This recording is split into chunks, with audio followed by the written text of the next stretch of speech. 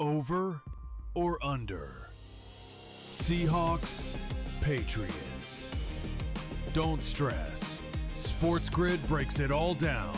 They are locks. We can capitalize. We're going to see a ton of over money. Props, expert guests, and smart insight leading up to the big game. Oh my God, if Sam Darnold wins the Super Bowl. Only on SportsGrid. Stack enough wins to avoid a brutal matchup path, and when Giannis gets back full burst, they got to get him back on the floor and back on the floor healthy. The Bucs season won't be defined by the games Giannis misses. It'll be defined whether Milwaukee protects him from himself and gets him back in April if he's still a part of the team. Pro basketball today, only on SportsGrid.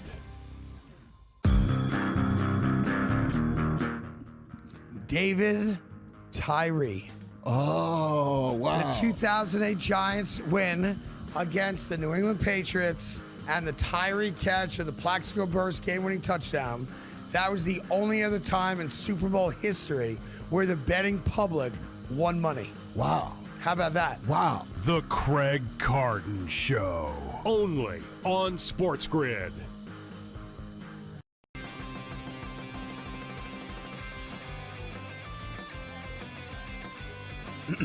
Class is in session. Today, let's talk about the teaser. A teaser is a multi-leg bet where you shift the point spread in your favor. You get better numbers, but every selection has to win. It doesn't matter what you bet if you don't have the insights. Tune into SportsGrid and get ahead of the class.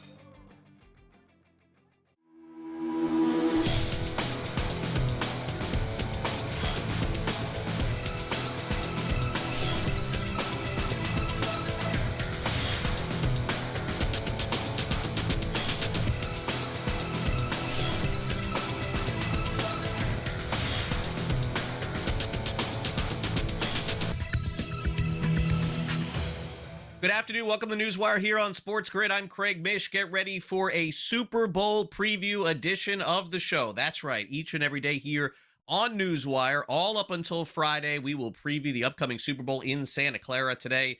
Ben Rolfe is going to join us from Pro Football Sports Network. We'll go over the very latest in the Bay Area as the teams are there, and tonight is opening night for the Super Bowl. Also, the latest in the National Basketball Association, some college basketball as well, and we'll touch on all the hot topics in sports and also in sports betting. And we'll start off with the big prediction market story of the day. Guess who is joining the fray into the prediction market business? It is Coinbase, the very popular cryptocurrency operation and app. They have launched Coinbase Predicts. You certainly can download it at your leisure. And now Coinbase has joined Crypto.com and Kalshi and Polymarket and many others into a story that just keeps developing throughout the year. So Coinbase is in as far as prediction markets, and they are live right now. All right, live update on the Super Bowl. Let's show you the odds. We'll probably do this at the start of every show, I would guess, this week. Current odds right now, Seattle -4.5 against New England, total 45.5. Sunday, 6:30 p.m. Eastern. Media Day is tonight and tomorrow, and we will bring you the very latest. We actually have some folks out in Santa Clara, which we'll give you updates on as well. All right, the National Football League did make an announcement earlier this morning. They're headed to Madrid next season, also headed to France. So the international games continue. Australia, Germany, Brazil, Spain, London, 3 times. So we're getting more international as the NFL expands their reach. Also, we've got some coaching news. The Las Vegas Raiders will hire Clint Kubiak as their next head coach after the Super Bowl. He is with the Seattle Seahawks, so needs a few days to get that done. The Cardinals will hire offensive coordinator Mike LaFleur as head coach, the brother of Matt. 49ers have hired ex-Falcons head coach Raheem Morris. And so naturally, all of the head coaching seats now to be filled and coordinators to follow as well. Very big upset this weekend at the Farmers Insurance Open. 66-1 if you had Justin Rose. He fired a 23 under par, 45 years old. He's the oldest winner at that tournament this weekend. Incredible weekend for Justin Rose, who is basically one of those golfers that does seem to come through every once in a while at very big odds. He talked after the event was over just how big it was for him and his career to get the victory. What's the emotions right now after achieving all those things?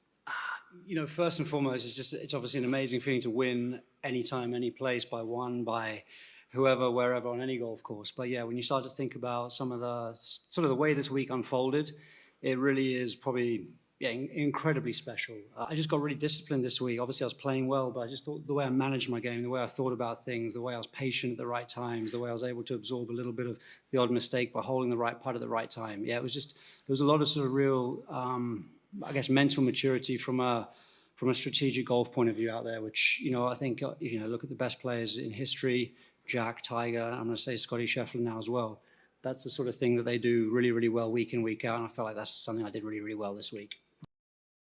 At the Australian Open this weekend, it was the battle of the ages. Carlos Alcaraz against Novak Djokovic. Of course, Alvarez, the younger player, and another championship for him. He wins the Grand Slam. He's also the youngest to become world number one, youngest to achieve that Grand Slam, and the youngest to win slams on all surfaces. Incredible weekend for Alcaraz, and of course went through one of the longest matches of his career over the weekend as well. Here he is after the victory, and also Djokovic, Alcaraz the credit after the match. Complete the career Grand Slam was something that was on my mind. Every time that I come in here to Australia, I just made the precision just with my mind into this tournament to try to work as hard as I can and to be as well prepared as I can, to play this tournament and trying to get the trophy. In the previous year, haven't gone, in a good way, but really happy that I just pushed myself to be better, and finally came this year.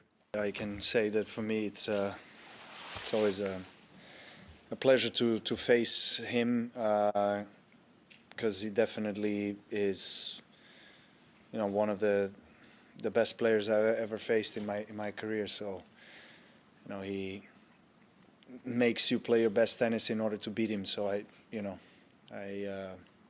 it's what I've done, for like a set and a half. But then, things changed, and he deserved to win. Knicks pick up a 12-point victory on Sunday against the Lakers, 112-100. Knicks were 6.5-point favorites, and New York has now won 6 straight games.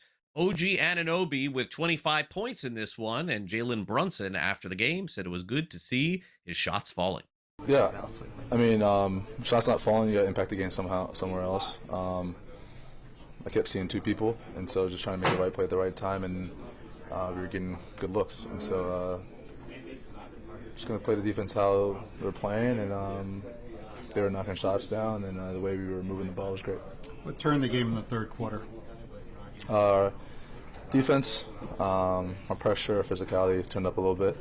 A little different from the first half, and it was big time for us. That's what we needed. That's what we need to win. I mean, at the end of the day, everything has to come to an end at some point. So no matter what it is, it's going to be like, I would never play again in Madison Square Garden. I would never play again in certain arenas. I would never play again, period. So, I mean, at that point, it doesn't matter. You're going to always miss it. You're going to miss the game in general. So it doesn't, this one will always have like a special place in the journey because it is Madison Square Garden. So, but yeah, when that time comes, yeah, for sure. We'll see if that's the end of LeBron's career at Madison Square Garden as well. All right, Kawhi Leonard, 25 points. He's averaging 27 points a game this season. He's been incredible. The Clippers beat the Suns, and it wasn't close. 117-93. They cover the 2.5 points, and of course, held Phoenix to 93 points. So after the game, Ty Lue impressed with his team's defense. Yeah, no, it feels good. I thought everyone who played, like you said, had an impact on the game. Cam Christie coming in with his defense.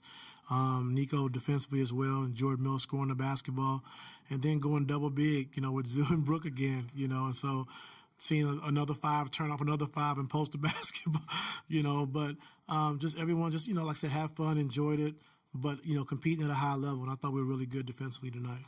Their physicality, their size overwhelmed us at times.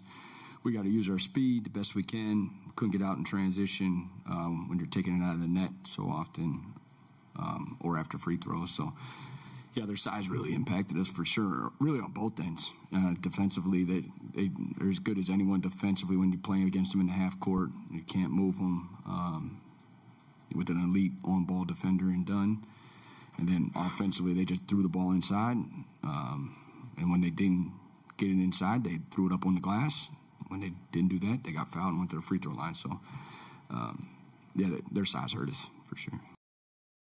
Spurs had all kinds of travel issues yesterday due to the inclement weather and cold weather throughout the country. They still beat the Magic 112-103. They were 4.5-point favorites. Wemby had 25 points, 8 rebounds, 4 steals, and 5 blocks, all in a day's work for him. Here's Mitch Johnson on picking up the win against the Magic. Heck of a response by those guys, and they've proven that quite a bit this year. And that's why we have the pit in the stomach and the fire in the belly and the hole in the heart at times, because when we don't play to that standard and what they've shown they're capable of, it's maddening. And that's the forever-ending battle that we will win. But very pleased with the effort and the response and the tone set by quite a few guys. And the defense in the second half was nails. I just don't think we came out with the right mentality. I said it time and time again. We weren't ready to play. We were a step slow, especially on the defensive end. I mean, they were getting whatever they wanted, and then we settled into the rhythm of the game. But, I mean, you're playing the second-best team in the league, so, you can't afford to have moments like that. So I talk about our growth and stuff like that, but we had to start putting it into action and being better. Coming up next here on NewsWire, Ben Rolfe joins us from Pro Football Sports Network to give us our first preview of the Super Bowl. Don't go away.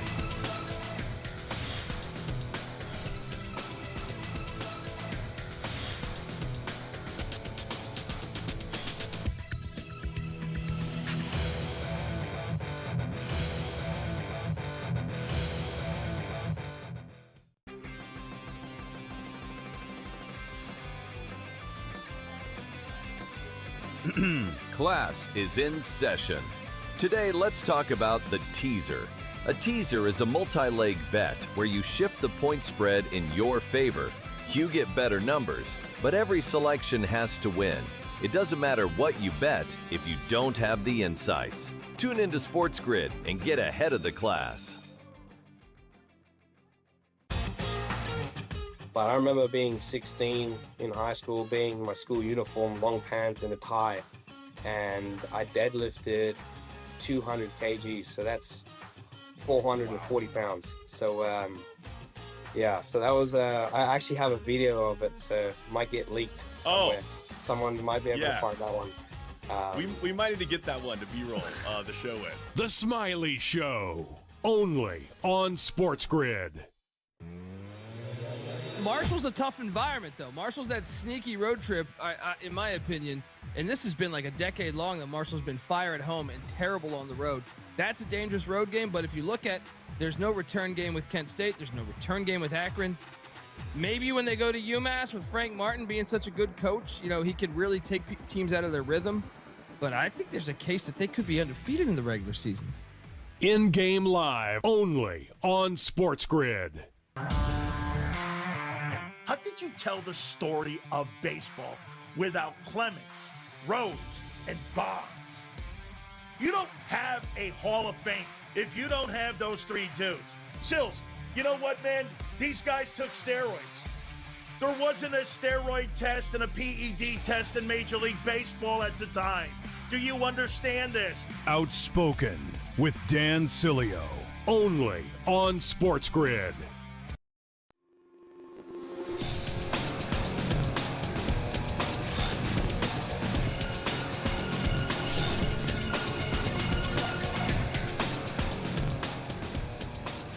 Great to have Ben Rolfe from Pro Football Sports Network to give us our first look at the upcoming Super Bowl in Santa Clara. Perhaps some different angles to attack. Let's bring Ben in. Ben, thanks for coming on NewsWire and spending some time with us today. Hi, Greg. No problem. Just got settled into Radio Row, so that's pretty cool. All right. Always fun to be Radio Row. Been there many times. And, of course, Pro Football Sports Network is just very into some of the details and stats that maybe some people don't take seriously or for granted. What we're going to try and do is enlighten some of those people and really make them understand what data science is all about. And I know that you build this grading system on analytics and such, and I've been following it for many years, Ben. Let's take a look at some of the first odds that have come out on the Super Bowl, which are pointing towards Seattle -4.5 with a total of 45.5 points in this game. Do you feel like, let's start off with this, that the odds makers got the line and the total correct? Yeah, I feel like it's the logical outcome. Our rankings have Seattle as the best team, whereas New England are closer to the top 10 rather than the top 5. So, I mean, it's logical outcome that it would be that way. It's going to be strange for not so much the New England players, because there's not many of them there from those Super Bowl runs, but this is the first time for New England fans and for that franchise that they'll go into it being an underdog for, 20 years? Now, let's talk quarterbacks here, Ben, for a minute, because this is what drives the league at this point. And certainly the quarterbacks impact the game like no other position in professional sports. You guys have assigned a numerical score and letter grade to every quarterback's performance. And so I'd like you to get into that and certainly how you derive at some of these numbers. Yeah, so I mean, Drake May finished out as the second quarterback. He actually was our All-Pro and our MVP pick because the only quarterback that was above him was Brock Purdy, and he didn't play enough games to qualify for those All-Pro and MVP type suggestions. He got a grade, but he didn't do enough to be considered for those things. May has just been excellent in clutch situations. We put a lot of weight onto that sort of thing. So how they do at the end of the half, how they do when they're in the opposing half, how they do in those crucial 2-minute situations really all kind of weigh in. And Darnold was more just middle of the pack. May was really, really good. May has also been absolutely superb when under pressure, which, as we've seen in the playoffs, is quite regularly. He's actually been worse in the playoffs under pressure than he was in the regular season, and that probably goes towards the quality of the defenses he's been facing in the playoffs. And it'll be interesting to see if Seattle can keep that up. And he was the second best quarterback under pressure by our metrics this year. And he struggled a lot more in the playoffs. He's more in the bottom half out of the quarterbacks we've seen.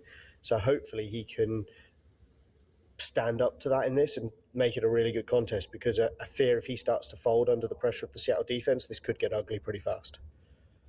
Yes. And by the way, who was number one? Who was the best quarterback under pressure this season? Oh, good question. I don't have that one off the top of my head, but I can probably find it before the end of the call. Sorry. Yeah, before the end of the segment. Sorry, I'm curious. Sorry. Okay, so the best receiver in the NFL this season, if it wasn't Puka Nacua, it was Seattle's Jackson Smith in Jigba, and you guys have given him a score of an A at the end of the season. I'm actually surprised to see Stephon Diggs with this high of a score, Ben, because Diggs was kind of quiet for most of the year. Yeah, we were very surprised by that actually, because obviously you look at the whole numbers for teams, and then you sort of dig into the overall numbers and then break it down into smaller parts. They've both just been very good at catch rate over expectation.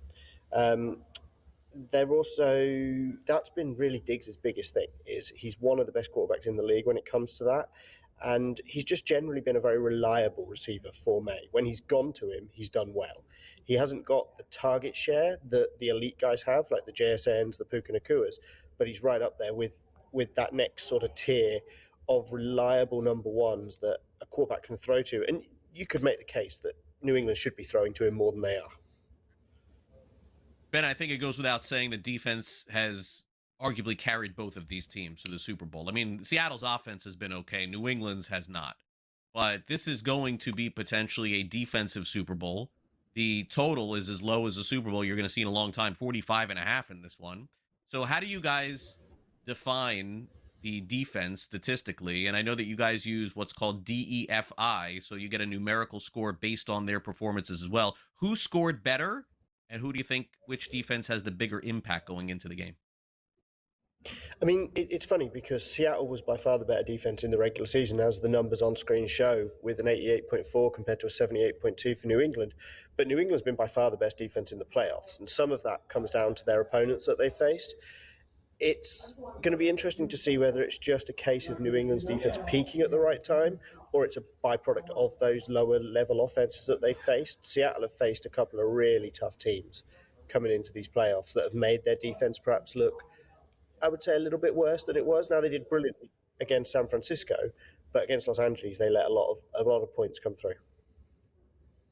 So, Ben, when you look at in sort of how you break these games down and the players and you assign values, I mean, obviously it is arbitrary. Everybody has their own system to determine wins and losses and the value of a player. What are some of the things that you guys have put together through the years that you really feel is innovative in a way that really can explain more of the value of what a player or a team is? Yeah, it's interesting because you're right. Everything is kind of very much, it depends what stats you prioritize. So I feel like when you look at it, quarterback is probably pretty close over the last few years when it's come to those MVP and all pro players. For what it's worth, it was Patrick Mahomes who was the best under pressure, which won't massively surprise anyone. But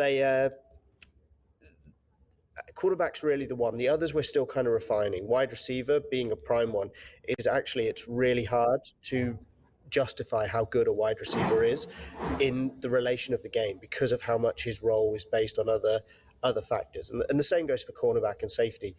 We really try with those, but yeah, it's quarterback and it's offensive line is where we really feel like we've come up with metrics that are quite telling to outcomes of games. Ben, we'll catch you all week long over on Radio Row. Thanks for coming on this show in particular. And I know that we'll have a lot of your folks here on the program this week from Pro Football Sports Network to break it all down, maybe give people the edge on some player props and, of course, stats and maybe the outcome of the game as well. Thank you again for coming on NewsWire. Really appreciate it. Thanks, Craig. Ben Rolfe here with us from Pro Football Sports Network. Coming up next, Brooks Koepka is back on the PGA Tour. How did he perform in his first tournament back? We'll also hear from the Super Bowl coaches Mike Vrabel and Mike McDonald next. You're watching NewsWire on SportsGrid. We'll be right back.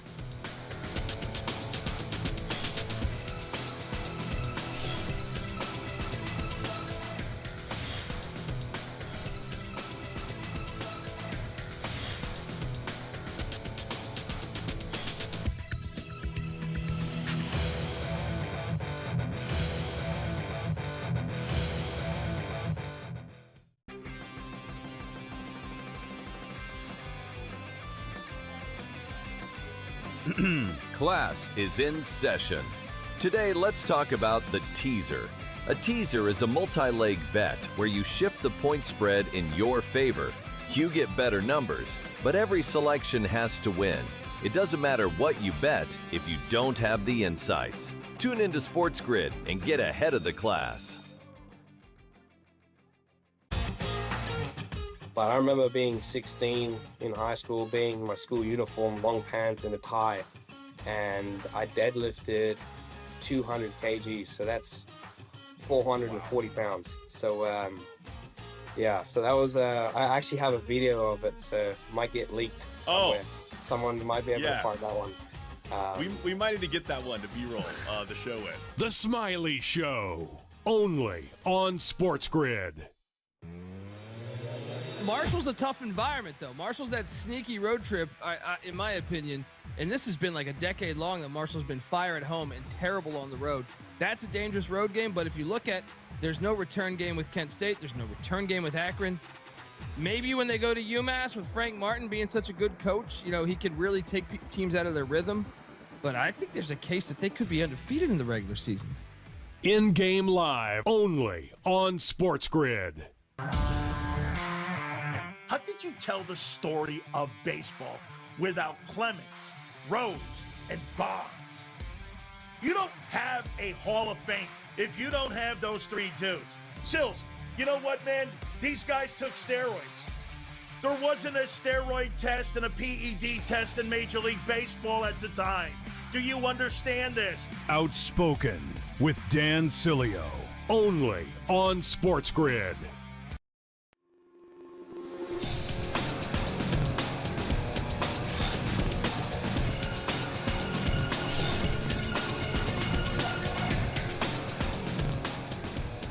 Welcome back to NewsWire here on SportsGrid. It's time now to check in at Santa Clara. Hear from the Super Bowl coaches, Mike Vrabel, Mike McDonald, the two Mikes.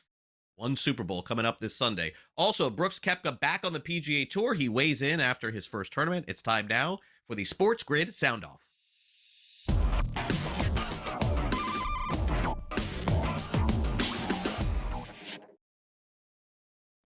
So how did Brooks Koepka fare at the Farmers Insurance Open?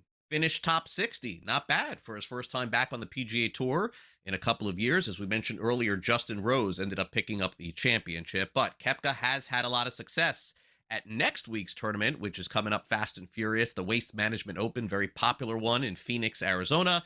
Koepka discussed his good finish this past week and is looking forward already to getting back on the course in Phoenix next week. I bet you cannot wait to get to Phoenix next week. Thoughts, please. Yeah, no, I playing well. Poa? Putting's, yeah, it's very, I've never felt comfortable on Poa.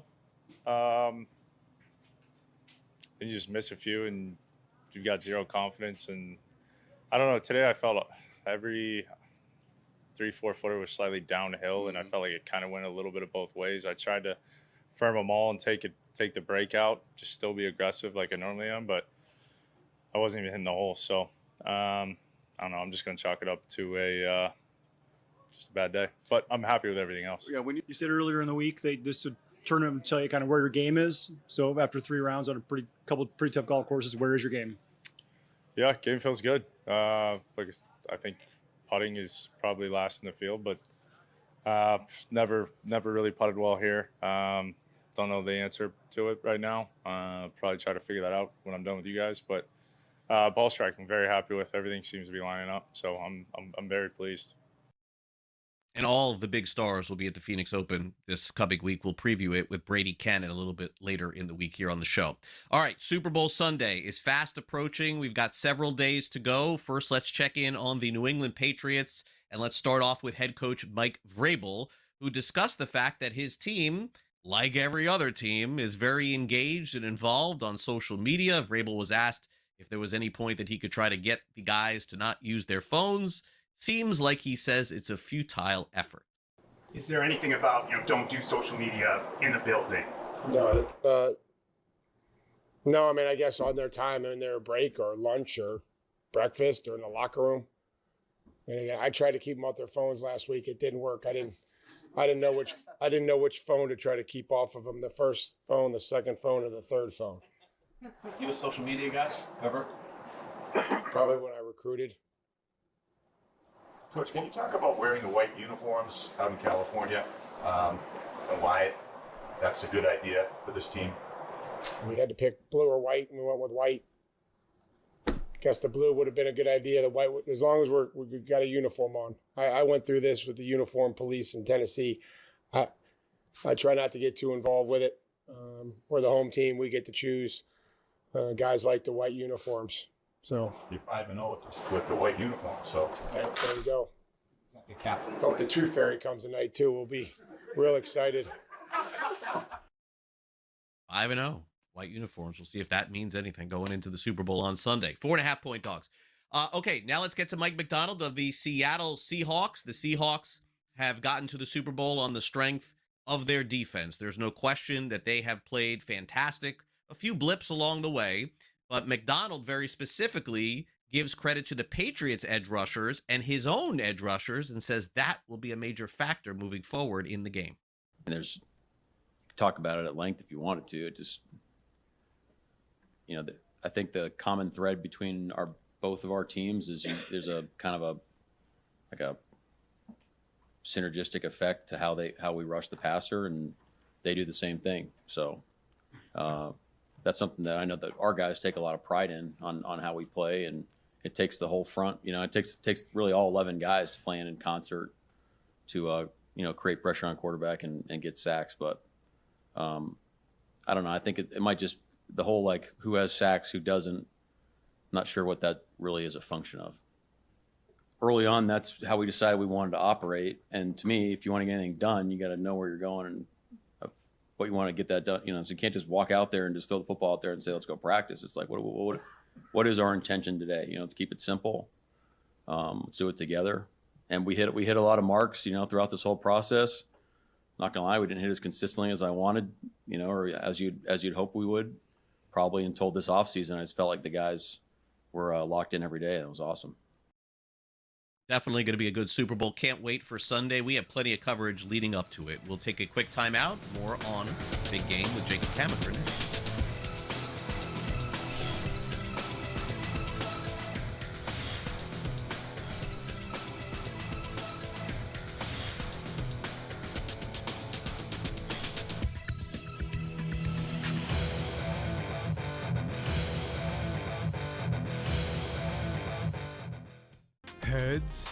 or tails? Over or under? Seahawks, Patriots. Don't stress. SportsGrid breaks it all down. They are locks. We can capitalize. We're going to see a ton of over money. Props, expert guests, and smart insight leading up to the big game. Oh my God, if Sam Darnold wins the Super Bowl. Only on SportsGrid. Stack enough wins to avoid a brutal matchup path, and when Giannis gets back full burst, they got to get him back on the floor and back on the floor healthy. The Bucs season won't be defined by the game Giannis misses. It'll be defined whether Milwaukee protects him from himself and gets him back in April if he's still a part of the team. Pro basketball today. Only on SportsGrid.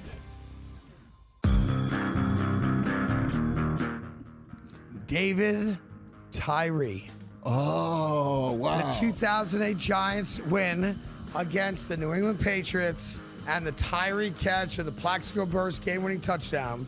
That was the only other time in Super Bowl history where the betting public won money. Wow. How about that? Wow. The Craig Carton Show. Only on SportsGrid.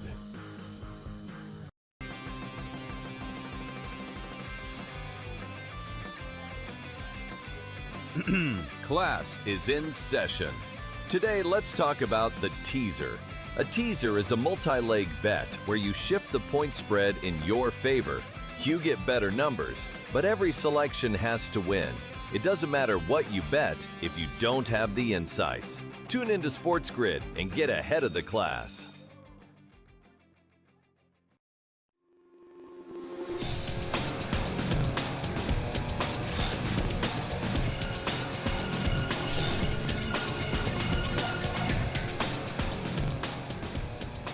Jacob Kamaker is with us from USA Today Sports to break down the big game in Glendale, Arizona. Super Bowl coming your way this Sunday. Lots of coverage here, of course, on NewsWire. Lots of coverage courtesy of USA Today. Jacob, thanks for making some time for us here on the show. Let's get started with first look at this opportunity for, I think, the Seattle Seahawks to do something they haven't done in quite some time, which is win a Super Bowl. They're 4.5-point favorites, total 45.5. And that's the number I keep looking at here, Jacob. Look, I don't know that the line really says anything to me, honestly, in this game, but the total kind of tells me that the odds makers are predicting a low-scoring defensive Super Bowl. I don't know if that's going to be the case. Obviously, it could be any range of outcomes. We've seen that throughout the Super Bowls and throughout the years. How are you viewing the game a few days out?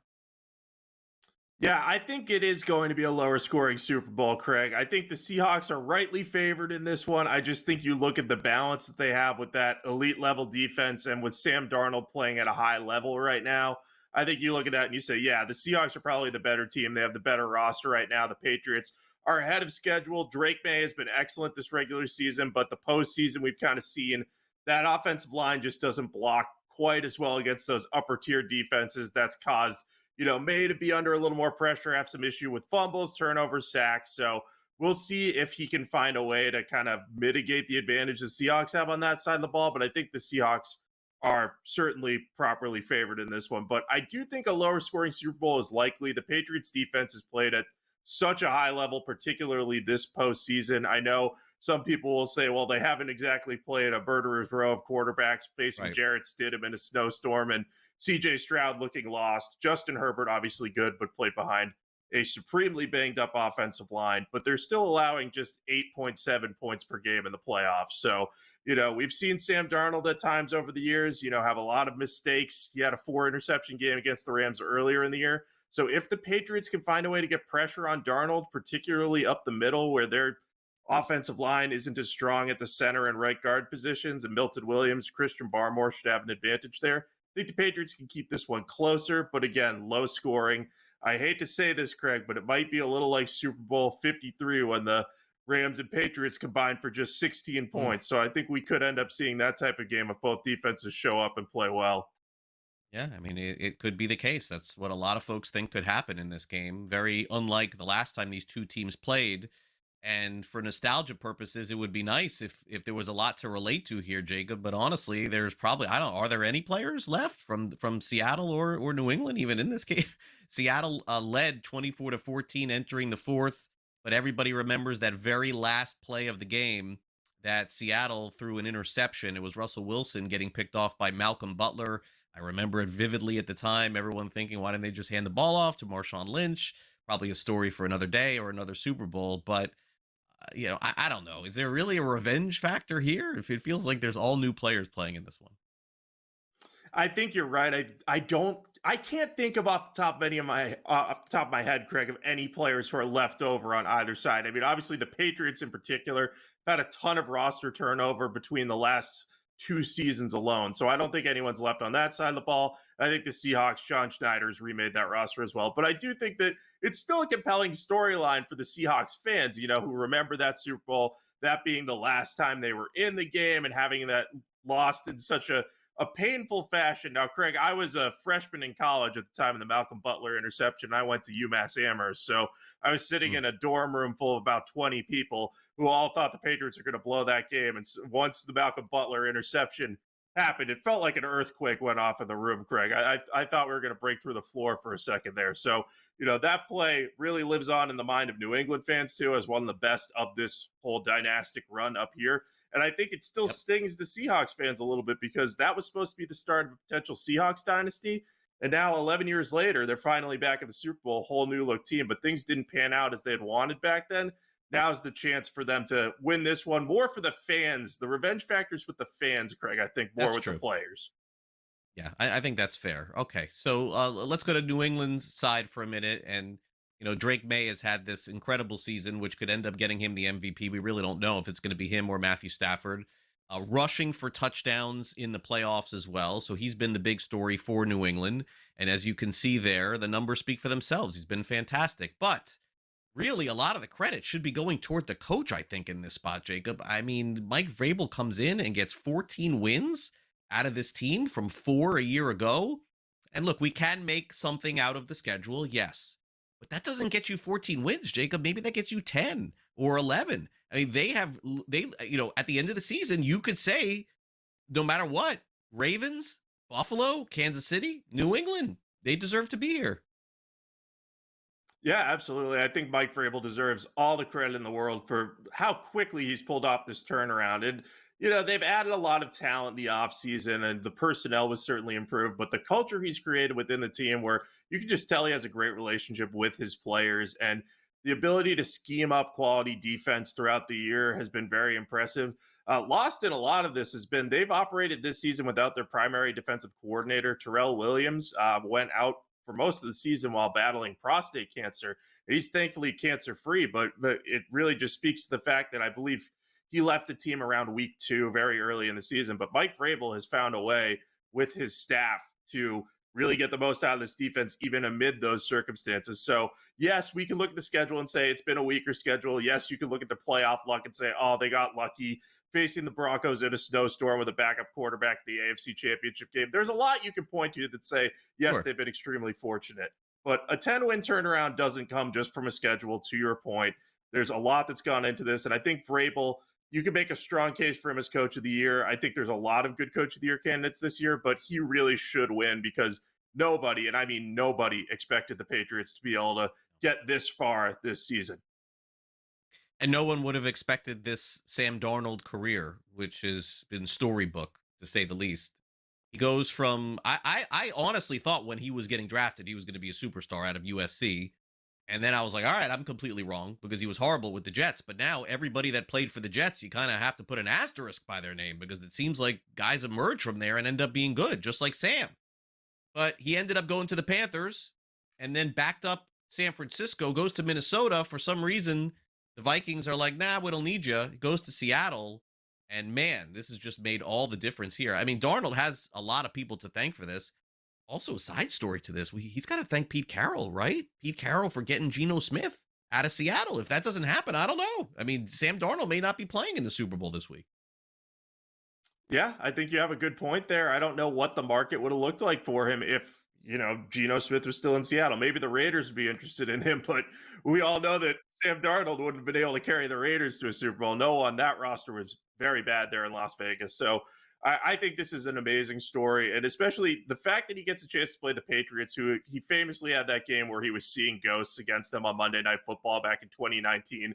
So this is kind of the ultimate redemption arc. So many teams have given up on Sam Darnold, even the Vikings, who said, yeah, we're going to roll with J.J. McCarthy, even though you got us 14 wins last year. Now Darnold's the first quarterback, so only the second quarterback in NFL history, along with Tom Brady, to win 14 games in back-to-back seasons. Now he's playing in a Super Bowl. He's playing at a very high level, and he's really established himself as a rock-solid starting quarterback. It's just one of the better comeback stories we'll see, and it's why quarterbacks moving forward are going to continue to get second chances when they have the talent, because in those circumstances like Darnold had with the Jets, it's really not on him. It was on the coaching staff not getting enough out of him. Seattle and Clint Kubiak have certainly done that.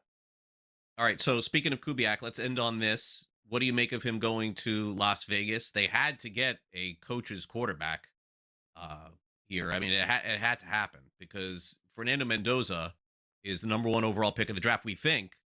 Kubiak did a good job with Darnold. He's done a good job in the past. His dad was a really good coach with quarterbacks as well. But, man, I don't know. Like, Jacob, I mean, I can't imagine them firing him after 1 year like Pete Carroll, but he's up against it. He is up against it, Craig, but I love what his scheme has done in Seattle and New Orleans. You got the most out of Sam Darnold, the most out of Derek Carr in 2024. So I like pairing him with Mendoza. We'll see what happens, but I think it's going to go well there. He's got a lot of weapons with Bowers and Genty, too. Thanks, Jacob. Have a great week. Thanks, Craig. Take care.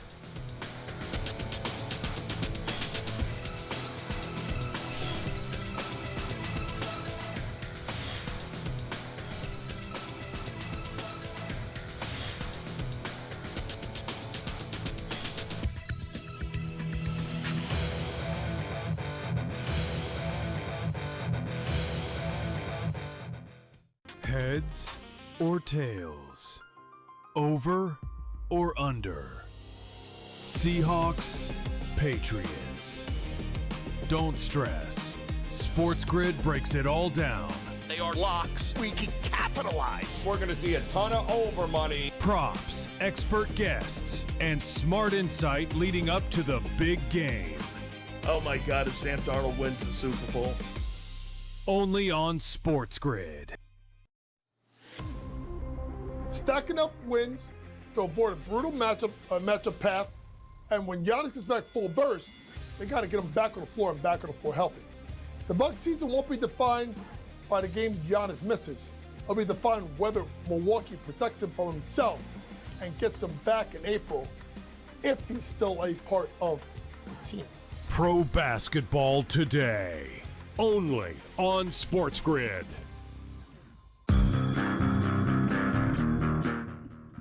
David Tyree. Oh, wow. The 2008 Giants win against the New England Patriots and the Tyree catch of the Plaxico Burst game-winning touchdown. That was the only other time in Super Bowl history where the betting public won money. Wow. How about that? Wow. The Craig Carton Show. Only on SportsGrid.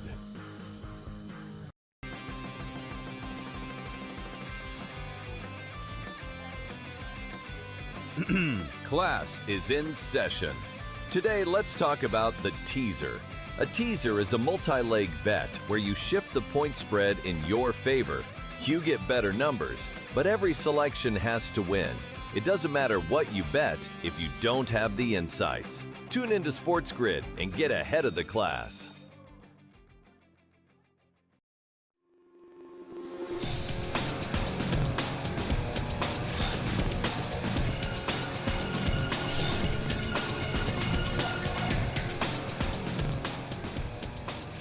Welcome back to NewsWire here on SportsGrid. Vinny Iyer joins us, courtesy of Sporting News. He's in the colder temperatures, and so am I. It's like Vinny and I actually have some stuff in common, living in South Florida, being in the 30s and the 40s, and Vinny, of course, getting a lot of snow. And, man, we got to get out of this stuff, although Punxsutawney Phil said no this morning. But either way, we'll get to that later in the show. Vinny, thanks for coming on NewsWire. Well, I guess more writing for you, more indoors work for you, and you could keep breaking this game down to your heart's delight. Seattle minus 4.5 against New England, total 45.5. Have you come to a conclusion yet on the game? Yeah, I mentioned last time I was on, I was leaning on the Patriots side. I don't think I've changed that too much, especially with that number being comfortable. I think the Patriots will keep that close and have a real good chance to win this game outright.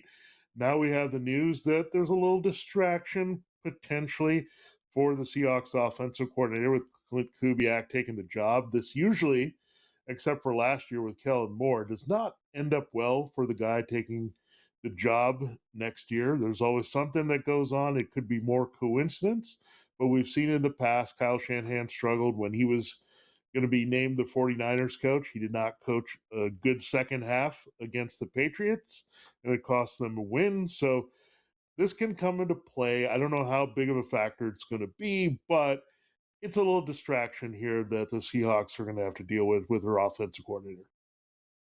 Isn't it funny that the Raiders, all the way back week 1, beat the Patriots 20-13? I mean, it seems like impossible to think that happened, and what we thought of both teams at the time. And since then, New England was the best team in football, at least record-wise. I mean, Vinny, it just goes to show that we should all remember this for the first week of next year. I think that's my best summary, is when you and I are doing this again and we're trying to predict games in week 1, we have to say, it's week 1. You never know what could happen. Yeah, 2025 was the year of burning all the papers, throwing stuff out the window. It just didn't add up in our minds, right? With two longest shots ever together playing in a Super Bowl, we didn't see either of these teams making this type of run. And you could have maybe given us about 10 chances to predict the Super Bowl matchup, and we still probably wouldn't have had both of these teams. So you look at this, this is the NFL. This is what the NFL wants. They want it to be spread out. They want any team to have a chance for a turnaround and be competitive. And I think for all those people that were losing hope, where it's a league dominated by Patrick Mahomes, the Eagles are looking like a team that's going to be here for a while.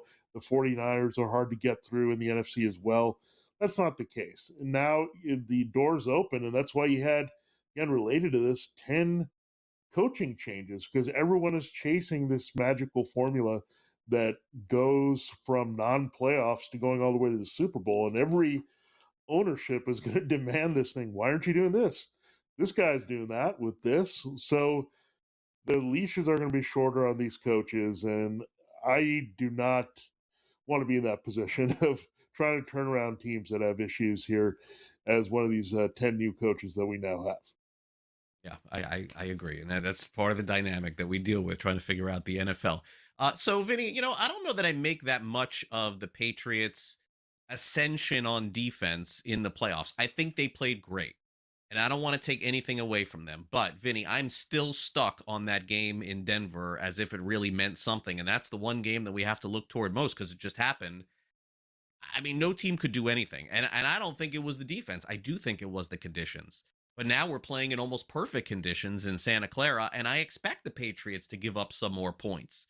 But the question is, with a total that FanDuel has set at 45.5, how many points will be in the game, considering Seattle's defense is pretty good too? Yeah, there are different holes in these defenses, I will say, that can be exploited in this game. And both teams are really looking at the numbers. They've had some trouble in the middle of the field with some coverage. Now, you can throw to the running backs and tight ends on these teams. So I think you'll see a lot in the middle of the field being worked at, more so than forcing the issue downfield. Now, the key for the Patriots is Drake May being patient. Those big plays are not going to come as easily against the Seahawks defense. They can have some lapses, as we saw Reek Woolen against Puka Nacua against Matthew Stafford and the Rams. So he's got to look at that and take advantage of it. When there's one breakdown in coverage, that's where the Patriots are going to hit all the big plays. But otherwise, it's being patient, sticking with the smaller gains, trying to sustain long drives. And the Patriots did that really well in Denver. They said, look, we don't need to score a lot in this game. We just need to keep the ball away from the Broncos in the second half. And they were really intent on doing that. Mike Vrabel preaches that as well, playing that ball control style of game. So that's what it's going to come down to. Who can force those turnovers, force the issues? Drake May has been sacked 5 times in each of the first 3 playoff games. Can the Seahawks do that and force a turnover? And then we know Sam Darnold had the most turnovers of any quarterback in this league. So the Patriots are going to be out looking for those after they've done such a great job doing that in the playoffs. Vinny, you want to take a stab at the Super Bowl MVP? It's always fun to do, right? This is just like picking those boxes. I mean, I guess really not, because you got a 50-50 shot. It always feels like it is the quarterback. And you have Darnold at plus 115. You have Drake May at plus 230. You want to go anywhere outside the box here? You just want to pick a quarterback to win the MVP? I don't think we'll speak again until after the game. Yeah, I'll give you a couple. I mean, Jackson Smith-Njigba could have a Cooper Kupp-like time. He was the last guy, Kupp, his teammate, to lead the NFL in receiving yards and also win the Super Bowl and win Super Bowl MVP. We didn't have that until Jerry Rice did it several years ago. So Jackson Smith-Njigba would be the easiest choice you look at, with Seattle potentially taking over the game. In New England, I think you'd have a variety of other candidates, including maybe some random defensive players. So look for that. Maybe it's someone like Christian Gonzalez that comes up with a couple interceptions in this one, and that could be it. We've seen it. If you get 2 turnovers in the Super Bowl, you're probably going to be the Super Bowl MVP on defense. All right. Well, Vinny, start your shoveling, and I know that you'll be home this week and not headed to Santa Clara. So enjoy the game on Sunday, eat a lot of food, have some good drinks. We'll catch up right after the Super Bowl next week to recap it. Thanks again for coming on. And by the way, thanks for coming on again all season long. Really appreciate it.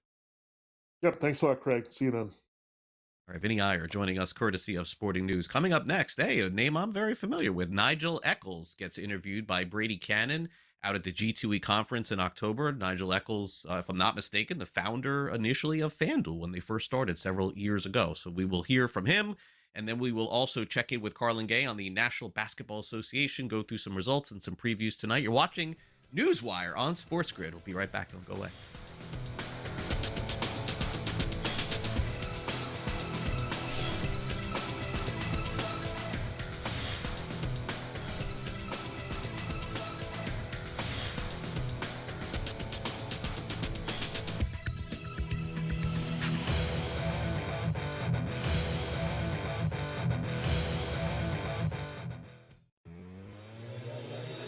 You got to get on a bus. Then you got to get to the hotel, all right? You got to check into your room. You got to go through all this crap.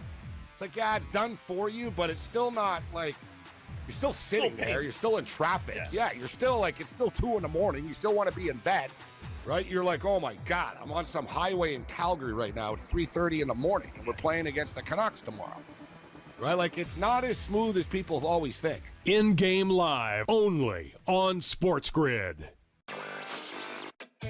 If there's more revenue for the league, there's more revenue for the players, and that would make it saleable. So the they may have objections. There's more risk of injury the longer the season goes. But these guys, their careers are short. The money is good. Money would be better. So I wouldn't bet against the league expanding sooner rather than later. NewsWire, only on SportsGrid. His wife and his kids were like, I kind of like this. This kind of works out for me.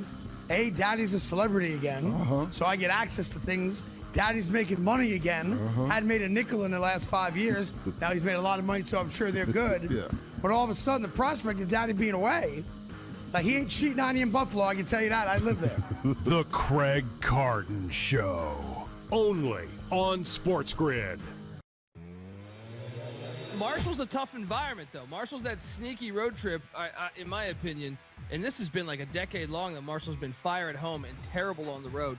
That's a dangerous road game, but if you look at, there's no return game with Kent State. There's no return game with Akron.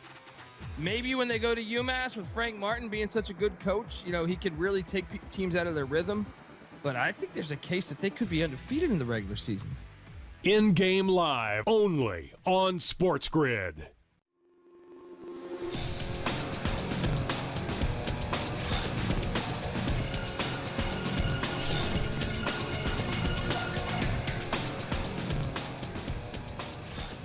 Man, it seems like forever ago that I was at a conference in Miami Beach interviewing Nigel Eccles, and I was doing it for the Fantasy Sports Network, which was us before SportsGrid. Man, it seems at least 10 years ago. Wow.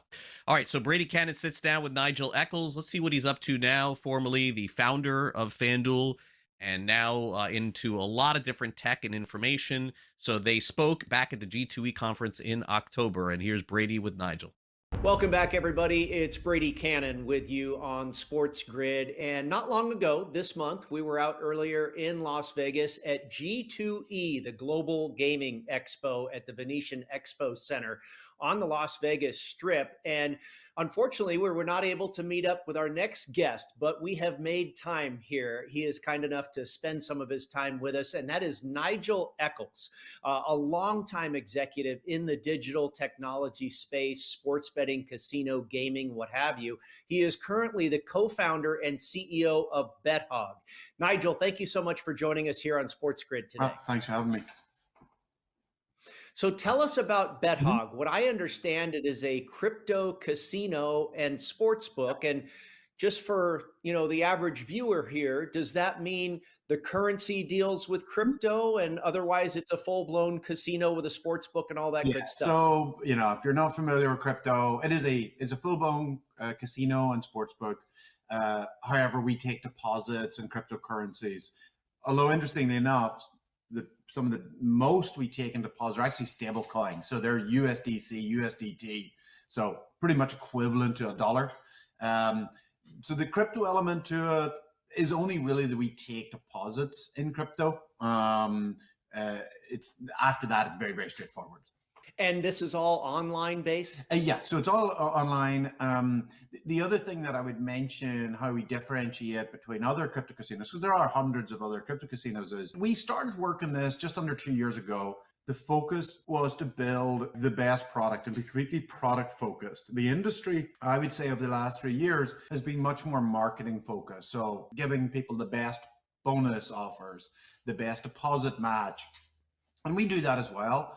But one of the reasons why we believe the industry's had to do that is that they haven't had differentiation. They haven't had to hear unique games, unique products. And that's what we focus on, is just sort of building unique games that you can only play on us. And so we don't have to lean as heavily on things like deposit match and offers like that. Are you a part of, or does your team, your company, BetHog, do you also build your own games, or is that something you outsource? Oh, no, absolutely. So we certainly do have third-party games. So Evolution, Pragmatic, all of those games, we have hundreds, actually thousands of games from a vast range of providers, and they're great. But to differentiate, we have to have our own unique games. We have to be able to go out to people and say, you can't go out and market, say, come and play Sugar Rush on us. It's exactly the same as Sugar Rush on 100 other sites, right? So we've focused on building our own games. We have 13 of our own original games, and some of them are very classic, Keno, Limbo, Dice. Those are games that users would be very familiar with. But one of the areas we've been really focused on this year is building with AI. So we created and launched about just over 3 weeks ago the world's first AI-powered blackjack dealer. And so what does that mean? It means that when going in and playing blackjack, instead of playing with a real person who may not be totally engaged, maybe very mechanical, we actually have an AI dealer who actually is very engaged, very fun, very personable, jokey, sometimes flirtatious, depends on the day. So, so that's what we built. And we launched it just actually the last day of last month. So September 30th. And every day since then, it's been our number one game. Well, that's terrific. I want to know, do you notice a separation with your customers, your casino clientele? Are they gravitating more so towards the games that you have created, those that are exclusive to you, or is it pretty much 50-50? They play your games and also those games that, that everybody around the world has? It's a mix. Our originals historically were about 20 or 30%. And so all the rest, 70 to 80%, were third-party product. With the launch of AI Dealer, that's shifting. AI Dealer in itself, I think, is already something like 20% of our turnover this month. So, that one game is become, as much as all of our originals were doing last month. So, yeah, we're definitely seeing a shift, and that's what we want to see. It shows that we are really being product led, and that users are coming in and to play that game as opposed to games they could play anywhere else. Well, that is great stuff. And thank you again. It's Nigel Eccles. He is the CEO and co-founder of BetHog. We'll be back with more in just a moment. Stick around right here on Sports Grid.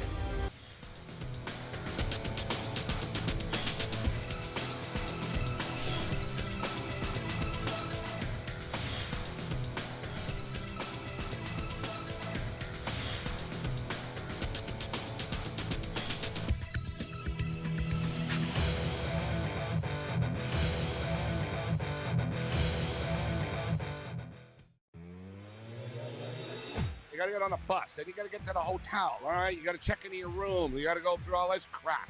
It's like, yeah, it's done for you, but it's still not like you're still sitting there. You're still in traffic. Yeah. You're still like, it's still 2 a.m. You still want to be in bed, right? You're like, oh my God, I'm on some highway in Calgary right now at 3:30 in the morning, and we're playing against the Canucks tomorrow. Right? Like, it's not as smooth as people always think. In-game live, only on SportsGrid. If there's more revenue for the league, there's more revenue for the players, and that would make it saleable. So they may have objections. There's more risk of injury the longer the season goes. But these guys, their careers are short. The money is good. Money would be better. So I wouldn't bet against the league expanding sooner rather than later. NewsWire, only on SportsGrid. His wife and his kids were like, I kind of like this. This kind of works out for me. Hey, daddy's a celebrity again, so I get access to things. Daddy's making money again. Hadn't made a nickel in the last 5 years. Now he's made a lot of money, so I'm sure they're good. Yeah. But all of a sudden, the prospect of daddy being away, like he ain't cheating on you in Buffalo, I can tell you that. I live there. The Craig Carton Show, only on SportsGrid. Marshall's a tough environment, though. Marshall's that sneaky road trip, in my opinion, and this has been like a decade long that Marshall's been fire at home and terrible on the road. That's a dangerous road game, but if you look at, there's no return game with Kent State. There's no return game with Akron. Maybe when they go to UMass with Frank Martin being such a good coach, he could really take teams out of their rhythm. But I think there's a case that they could be undefeated in the regular season. In-game live, only on SportsGrid.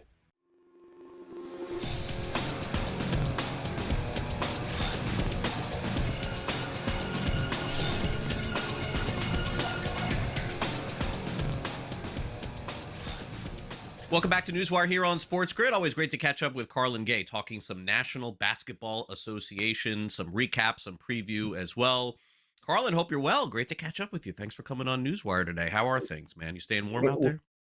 Yeah, I should ask you the same thing. It's like 30 degrees down in South Florida. What's happening to Yeah, I know. I had to go to Orlando this weekend, too. It was like, oh, my gosh, walking outside. I was like, Sheesh. Felt like I was visiting New York when I went to the SportsGrid party a couple of months ago. But all right, so let's get started here. The Knicks had their little spill, and during the season, I don't know, spill, skid, slump, something with an S, but they did get a W last night, 112-100 over the Los Angeles Lakers. The defense has been much better, and this is despite Luka and LeBron actually playing pretty well. It's just two different things here. Look, the Knicks are a good team. They're a well-rounded team. They have several players. The Lakers have 2 or 3 players.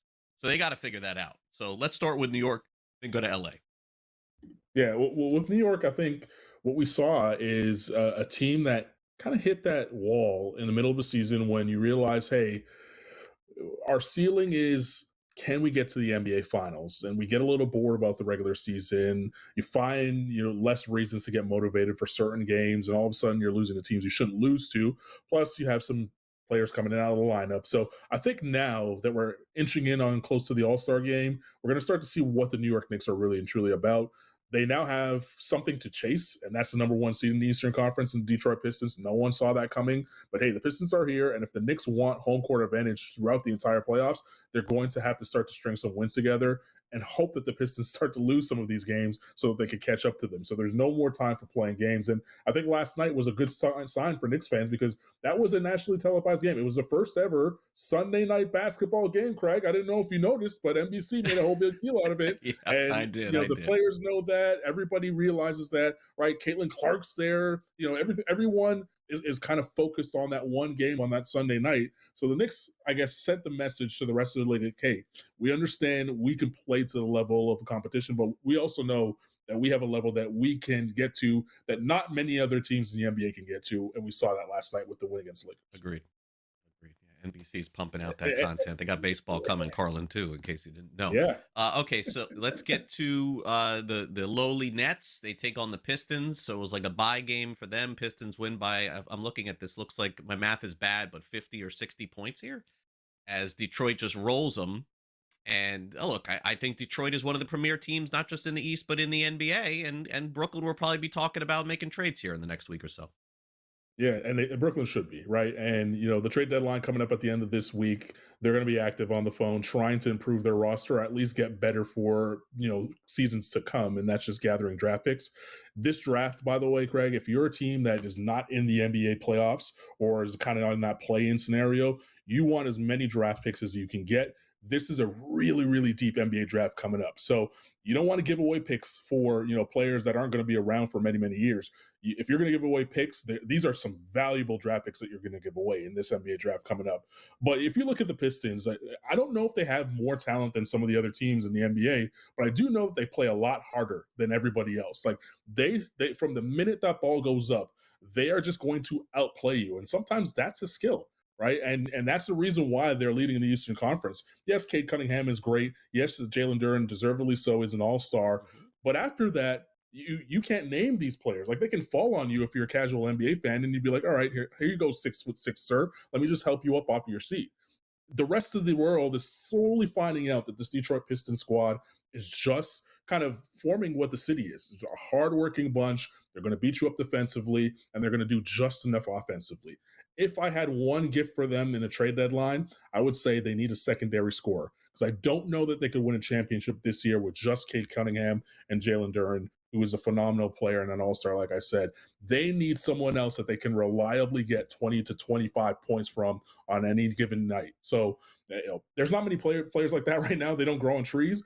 But if they can find someone like that in this trade season, I'd go out and get it. I was trying to think, Carlin, how long it has been. I want to show this graphic. The Pistons are plus 310 to win the Eastern Conference. And so my first thought was that the last time Detroit was plus 310 to win the conference, sports betting wasn't legal. And then I wanted to take it a step further and thought that SportsGrid probably was not around the last time that Detroit was favored to win the Eastern Conference. And then I was going to say, well, what were you doing, Carlin, the last time the Pistons were favored to win the East? I mean, we're going back to Rip Hamilton and Billups and Wallace and those guys, right? Like that far. Yeah, they won the championship in 04. So I would say probably a couple of years after that, maybe 06, 07, when they're battling with the likes of the Heat, who won the 06 championship. They were in the Eastern Conference Finals, I believe, that year. So you're talking Rip Hamilton, Ben Wallace, Rasheed Wallace. You're talking about Tayshaun Prince. You're talking about, Larry Brown being the head coach. Like, that is a long, long time ago. And people watching SportsGrid right now weren't even born then. They have no idea and they're legal gambling age, right? Like, they have no idea who we're talking about right now. So it's been some time for Detroit. They've been patient, but they do have a team for the future. They should be a team to be reckoned with in the Eastern Conference for the next at least couple of years. All right, Clippers have completely turned it around, and if this continues, they'll be top 4, top 5 favorite to come out of the West. Kawhi Leonard is having a fantastic year. And their win total, which was sitting below 500 for most of the season, is now above 500 for the first time all year. It's 42.5 on the FanDuel Sportsbook. And they're also very big long shots, obviously, to win the championship. But when you got a guy like Kawhi, Carlin, who did take a team on his back in Toronto many years ago to a championship, I don't think I'm going to be counting them out anytime soon. Kawhi Leonard is one of the most interesting cases in NBA history he's going to eventually end up in the Hall of Fame. He has one of the most interesting cases as a Hall of Famer because during the regular season, you can make a case that if he was healthy, he'd probably have a couple MVPs under his belt, maybe even a couple defensive players, more defensive player of the years under his belt. He doesn't have, that long list resume of like all-stars, numerous all-stars and everything else, numerous all-NBAs, but he should, right? Like, because he is that good. And as you mentioned, you saw that in 2019 with the Toronto Raptors team, where they were one of those teams. And sometimes, the jersey just kind of prevents you from getting over the hump. You have to be really good sometimes to just break history and crack history and get over the hump. And Kawhi Leonard is historically good and was historically good during that finals run, and didn't just beat any cupcake team. They beat the Golden State Warriors, knocked them off their perch, and broke them up. That was the super team with Kevin Durant, right? So, yes, I know Kevin Durant was hurt, but you still have to beat the man to be the man, and they did exactly that. Now, Kawhi Leonard healthy, I'm rolling with the Clippers all day, but I can't bet on Kawhi Leonard being healthy. Like, that is the problem with these that's Clippers. true. Like, I really have. If I'm put up back against the wall saying, like, am I going to put some money on this Clippers team to go over their win total right now? That means that I'm depending on Kawhi Leonard to be healthy, and I just can't do that. So I'm going to take the under there, but they are going to be someone that you don't want to see in the postseason if they have a healthy roster. Yeah, play-in game could be a possibility for them in the West, a little different always than the East. All right, real quick here, and then we'll break. We'll bring Carlin back for some preview. Oklahoma City takes care of Denver last night, 121-111. But the good news is that Nikola Jokic is back and playing for Denver. So they'll take that with the loss, and there's, of course, going to be a little bit of rust initially. Yeah, this is the Western Conference Finals preview, in my opinion, right? Like, whether that happens in the second round because of seeding or that happens in the actual Western Conference, this is the Western Conference Finals between these two teams. So the best teams, in my opinion, in the NBA, in fact. So it's a kind of de facto finals when they do meet in the playoffs. Nikola Jokic being healthy, that's great to see because he came back a little earlier than people expected. But last night, the Oklahoma City Thunder showed everybody again on Sunday Night Basketball, hey, we know that this is the team that we have to go through to win another NBA title. Everybody wants us to, we've clearly shown that we're the best regular season team so far. We're going to have to prove it in the playoffs. We're sending a message, and they did exactly that. They quieted that crowd very early in that game and took Nikola Jokic and Jamal Murray, who got his first All-Star bid last night, really from woodshed. So, SGA and Bunch, they're raring and able to go. And if they're healthy, I do expect them to hoist the Larry O'Brien Trophy at the end of the season once again. All right, let's give Carlin a quick breather, and then we'll come back next and preview some games tonight in the National Basketball Association. Watching NewsWire on the SportsGrid here on this Monday. We'll be right back. Don't go away. We'll be back after more.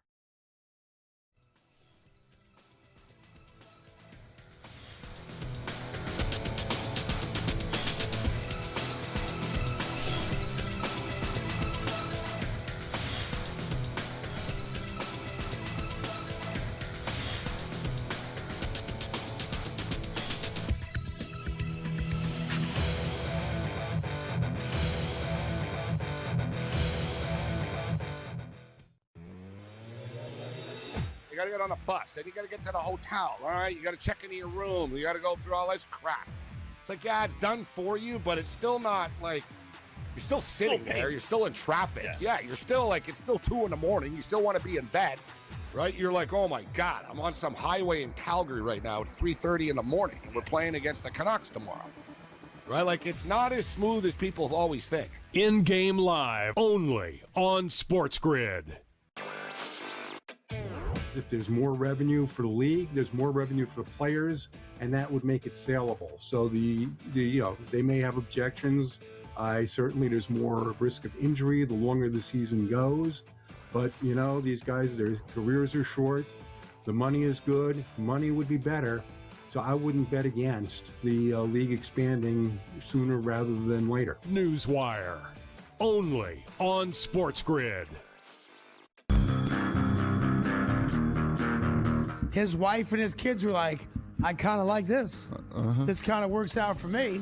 Hey, daddy's a celebrity again, so I get access to things. Daddy's making money again. Hadn't made a nickel in the last 5 years. Now he's made a lot of money, so I'm sure they're good. Yeah. But all of a sudden, the prospect of daddy being away, like, he ain't cheating on you in Buffalo, I can tell you that. I live there. The Craig Carton Show, only on SportsGrid. Marshall's a tough environment, though. Marshall's that sneaky road trip, in my opinion, and this has been like a decade long that Marshall's been fire at home and terrible on the road. That's a dangerous road game, but if you look at, there's no return game with Kent State. There's no return game with Akron. Maybe when they go to UMass with Frank Martin being such a good coach, he could really take teams out of their rhythm. But I think there's a case that they could be undefeated in the regular season. In-game live, only on SportsGrid.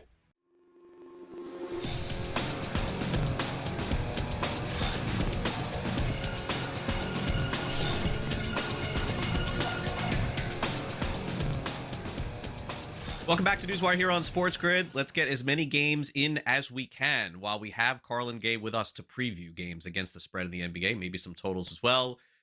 There's a 3 p.m. game. Am I seeing this right in Charlotte today? Are they even going to be able to play this with everything in the weather or snow? I don't know. The Hornets 6.5-point favorites. Carlin, you should be able to weigh in on this against the Pelicans. Total 231.5. What gives here? Why an afternoon game? Well, it's happening right in the backyard of, it should be happening right in my backyard, but, 12 inches of snow shuts down the South. Charlotte, North Carolina was not prepared for the 12 inches of snow that we got on Saturday, by the way, not even, yesterday, Saturday night. Still haven't recovered it, still haven't dug out of it. So they had to move things around on Saturday when the Spurs were in town. They moved that game up. Pelicans, same thing. There's concerns about these teams who are flying private to get out of town safely. They don't want to ruin anybody's time. So that's the reason why there's a 3 p.m. game. People like us that are basketball junkies we're going to take it, right? There's just more time in the day to ignore our family and watch sports. So, the Hornets, they're actually rolling right now. 6 in a row, right? Like, you heard me right. 6 in a row. That hasn't happened since like the PS2 was out. And that's a very long time ago for you gamers out there. So, I think the Hornets, they found their stride. LaMelo Ball coming off the bench hasn't complained about it, right? Like the star player coming off the bench, that would normally be a storyline that would break teams. That's actually helped the Hornets because he's been able to kind of stay out of foul trouble and play with that second unit and make them a little bit better and close games. And he's playing healthy, right? Like that. LaMelo Ball and health hasn't gone hand in hand all year or really in his career. We're finally seeing that with the reduced minutes and the reduced load on him. The Hornets will beat the Pelicans tonight, or today rather, when they roll in here, because the Pelicans aren't really interested in winning basketball games. Seems like the Hornets are. Yeah, definitely so. Okay, so 2 teams going in 2 different directions. Houston has major aspirations of going deep into the Western Conference playoffs. The Pacers just want to end this season. Pacers getting 6 tonight, total 219.5. Can you sell me on a Pacers money line here, Gilbert? Any chance we get an upset tonight in the NBA? It's interesting because, the Pacers getting 6, that just means that the Houston Rockets are on this long road trip and they're coming into Indiana and, people expect them to not have their shooting legs. Well, I think the Houston Rockets prove that they can win any style of basketball game, especially a rugged one. And that's in form of their coach in Ime Udoka. He likes these slow down, rugged style of basketball games. And while Indiana is going to be playing a little bit better or going to have a little bit of a juice in their step with Pascal Siakam being named an all-star, I'm going to give me Houston. They'll be able to cover those 6 points. Minnesota 7.5-point favorites against the Memphis Grizzlies without John Morant. 7.5 is the number. 229.5 total. 7:30 p.m. Eastern. Memphis is the subject of very hot trade rumors. Another team, Carlin, that could move some players ahead of the trade deadline, as you mentioned, later this week. And so what is the motivation here from these young Grizzlies here? Can they keep this one close tonight against Minnesota? Yeah, they're already thinking about their all-star weekend plans, right? That's happening a week from now, and they're already thinking about going on the beach. On the flip side, if you are Minnesota, you're trying to say to John Morant, who, has said, I don't want to be traded, I like where I'm at, et cetera, et cetera. So it's all just wallpaper. It doesn't really mean much. But you're trying to show John Morant, hey, if you want to actually come compete on a team that's really good, just tell the front office to make a trade and send you up to Minnesota. Like, we got a really good team here with Rudy Gobert and Anthony Edwards. We're just missing one ingredient, and that could be you. So Minnesota, I think their size will take advantage of this in this one, and that's what will get it done. But overall, I just look for Anthony Edwards maybe whispering in John Morant's ear if they leave the court and saying, hey, stop playing around. Just come play with me.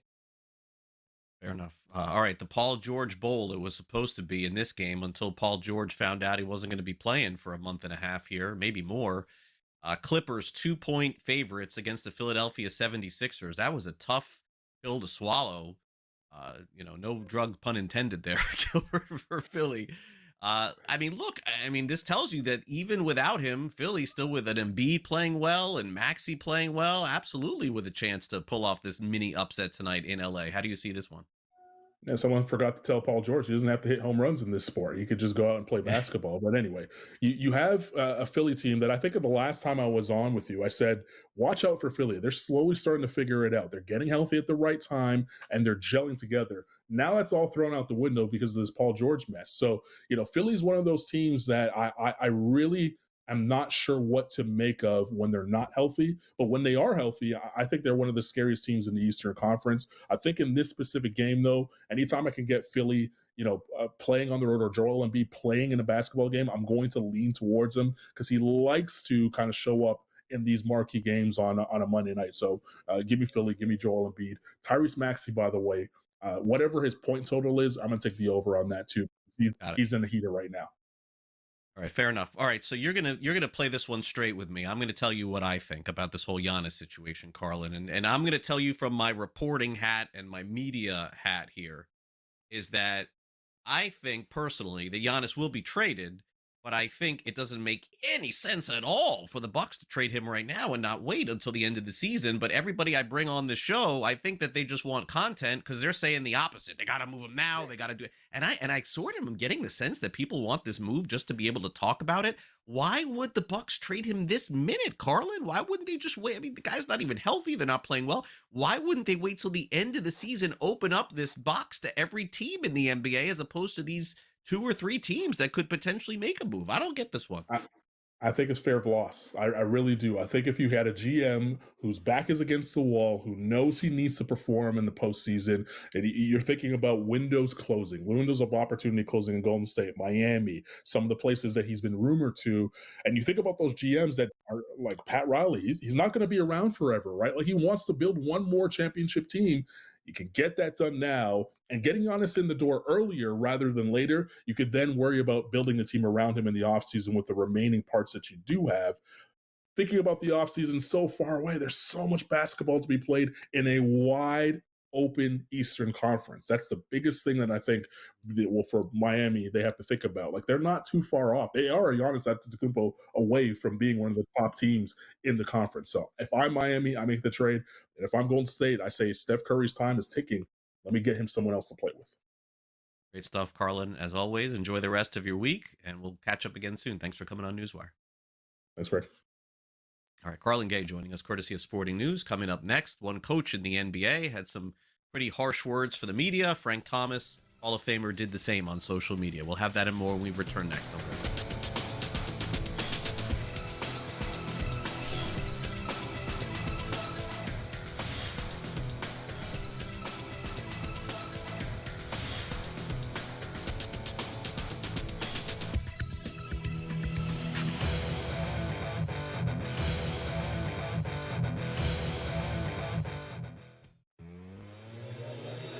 You got to get on a bus. Then you got to get to the hotel, all right? You got to check into your room. You got to go through all this crap. It's like, yeah, it's done for you, but it's still not like you're still sitting there. You're still in traffic. Yeah, you're still like, it's still 2 a.m. You still want to be in bed, right? You're like, oh my God, I'm on some highway in Calgary right now. It's 3:30 in the morning, and we're playing against the Canucks tomorrow, right? Like, it's not as smooth as people always think. In-game live, only on SportsGrid. If there's more revenue for the league, there's more revenue for the players, and that would make it saleable. So they may have objections.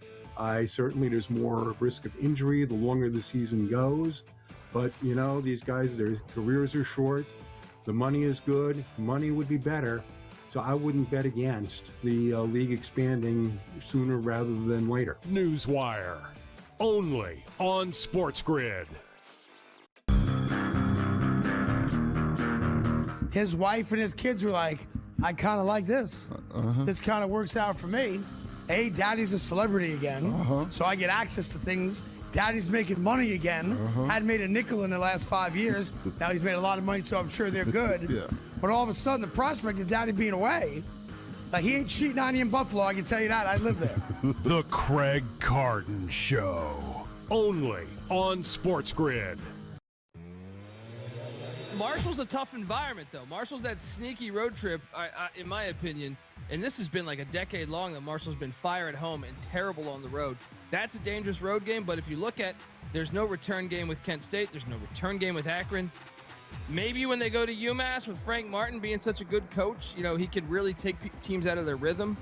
But I think there's a case that they could be undefeated in the regular season.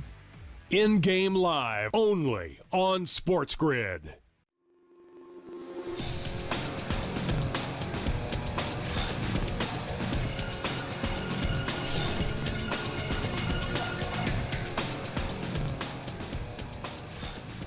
Welcome back to NewsWire here on SportsGrid. Don't forget our Super Bowl coverage continues tomorrow here on this show and across our networks throughout the week. We'll also have a special edition of Fantasy Sports Today coming up on Sunday morning, getting you ready for the big game as well. But as we wrap up this Monday edition of the show and we creep closer, we'll hear from Jason Kidd on getting some criticism of Cooper Flagg playing point guard. Also, Frank Thomas has something to say, unfortunately, about his former team in the Chicago White Sox. And for those of us across the country getting some cold weather, I do not have the best news for you for the next, let's say 6 weeks. Time now for some last licks.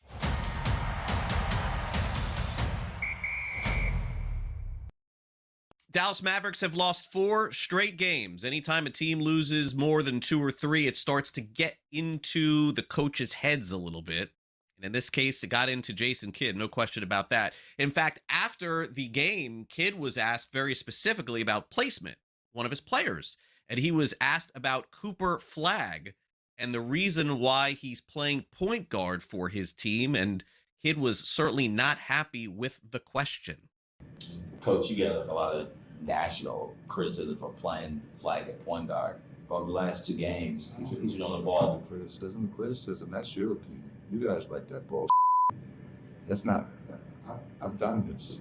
I played this game. I played it at a very high level. I know what the I'm doing. But I don't give a what you guys are. Because you guys have never played the game. So I build players. So I know what I'm doing.